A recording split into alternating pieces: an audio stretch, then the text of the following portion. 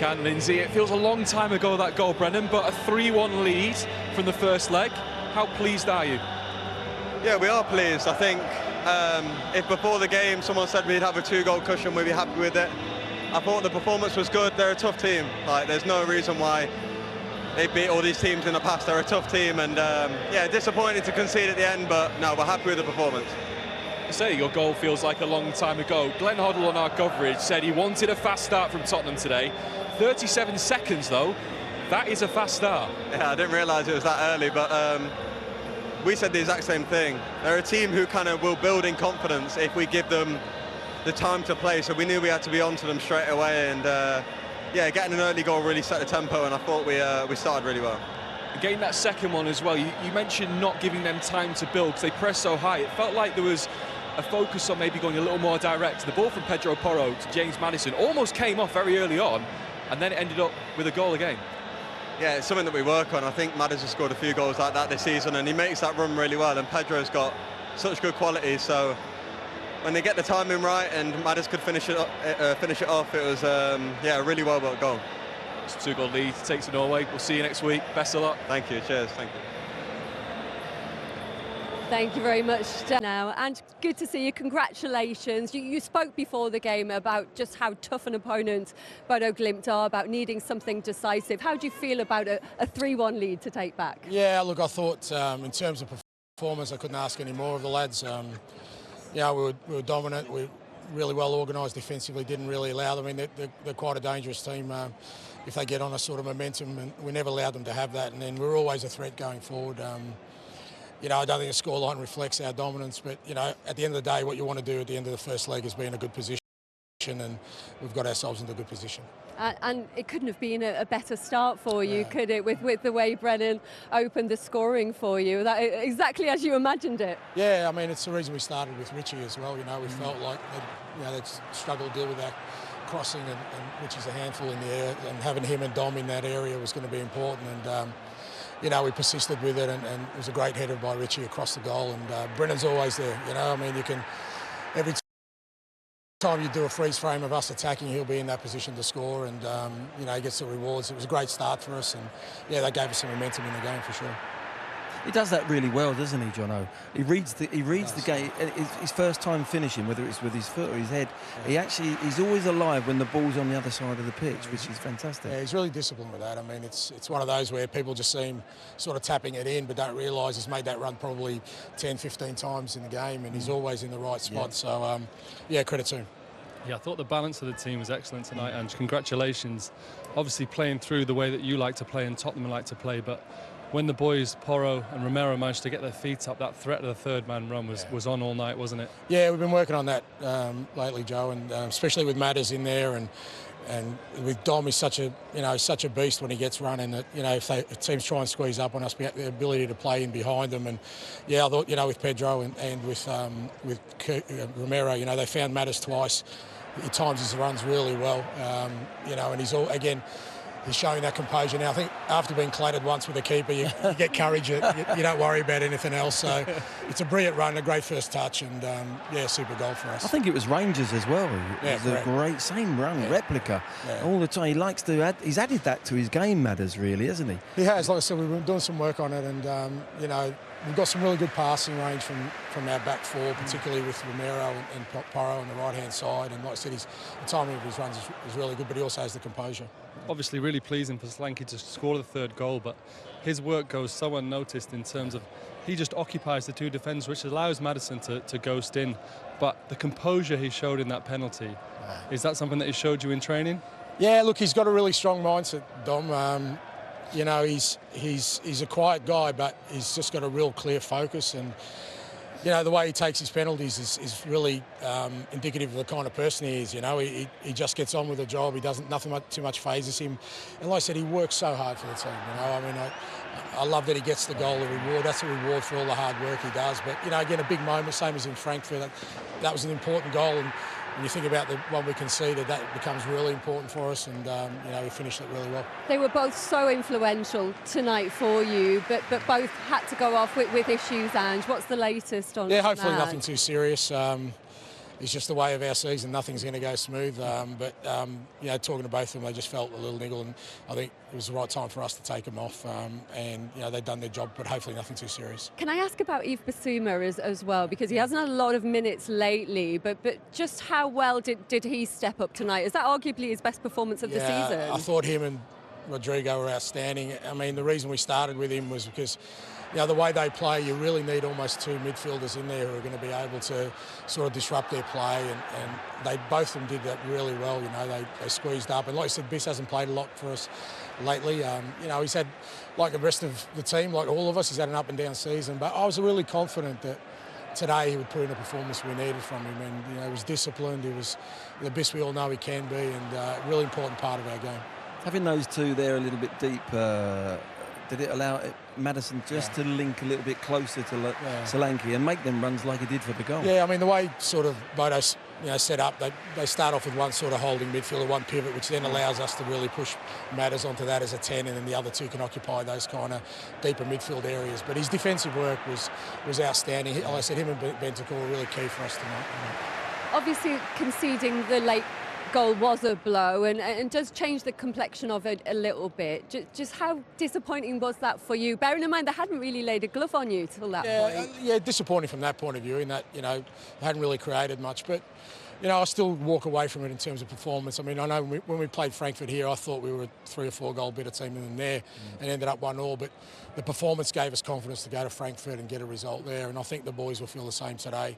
We'll go there, you know, we don't have to go there and sort of defend. We can go there. If we play the same way we did today, we'll get the result we need.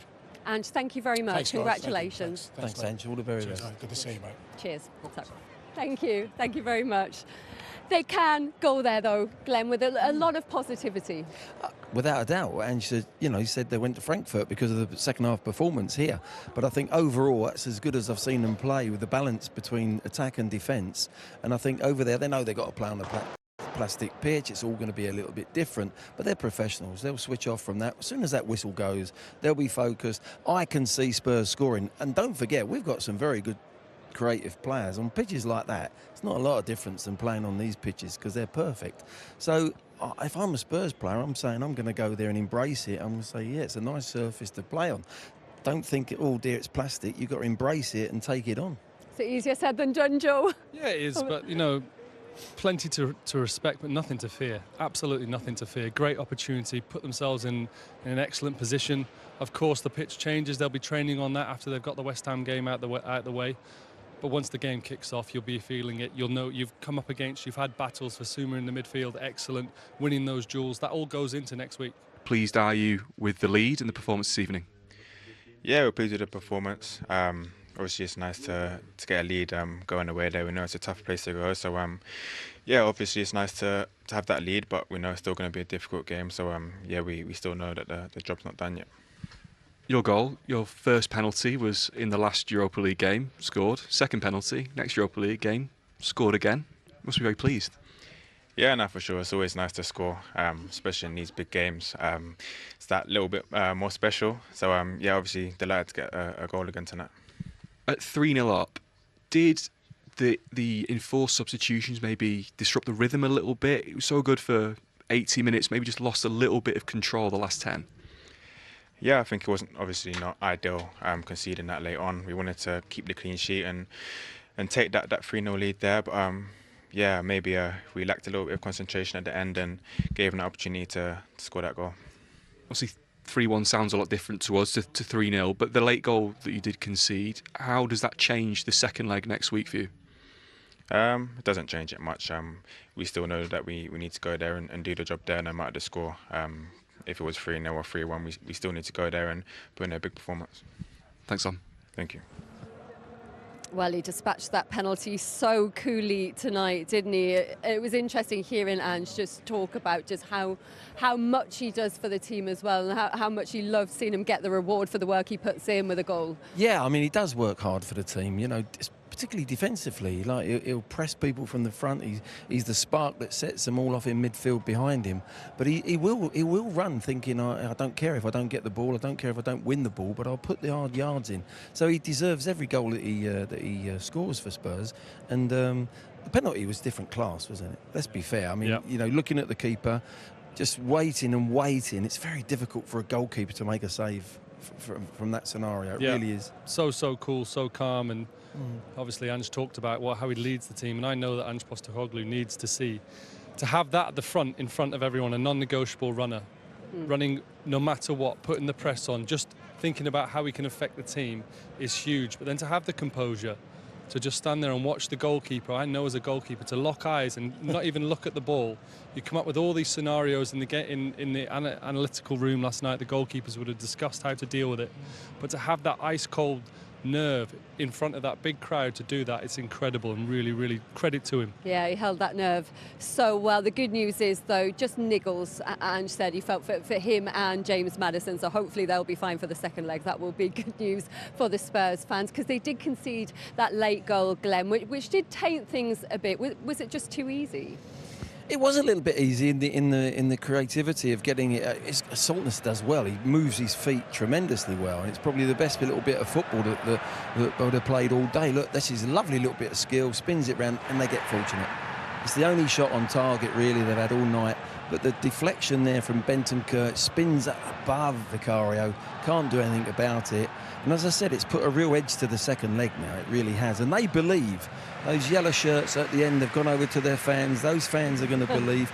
And it's going to be a real key moment. And that second leg still got a lot of hard work for Spurs to achieve over there to get the result. But in some ways, I just think it might just, they know what they've got to do. They know exactly. 3-0, you think, oh, what do we do? Do we defend it? Do we still go and try and get a goal? This one, he said, we're going over there now because we're going to go and attack them, and I think they will score over there. I think if they score away, bang, the tie's finished. We talk about Bodo Glimt being this side from north of the Arctic Circle. It feels like a bit of an enigma to people, Joe. You've played there. Ange knows all about it. Just tell the Spurs fans what it's like, what those players are going to have to expect next week. Yeah, you really have to experience it. I was looking around at the light show, and we were in the tunnel before the game, and the anticipations you were coming out from the tunnel. There's none of that. This is a tiny little stadium, very close to the sea. It's going to be cold. It's going to be, we're getting used to this weather. All of a sudden, think summer's coming. Trust me, there's no summer in Norway at the moment. It's going to be interesting, but they're going to be, they'll be well equipped. They'll have spoken about everything. Once you get there, you'll have those kind of wow moments. They're in a small stadium. Not many of them would have played on AstroTurf or 4G or whatever it will be over there. But once the game starts, they'll know their mission. They'll have discussed it. They've talked it through. They've gone toe-to-toe and looked at these players in the flesh. And they know they're capable. If they perform, they can beat them. But there is something magic about this Bodo team, so they can't take that lightly. Yeah, they've beaten some top teams, haven't they, over there? From Roma, I think they beat Roma, 6-1, wasn't it?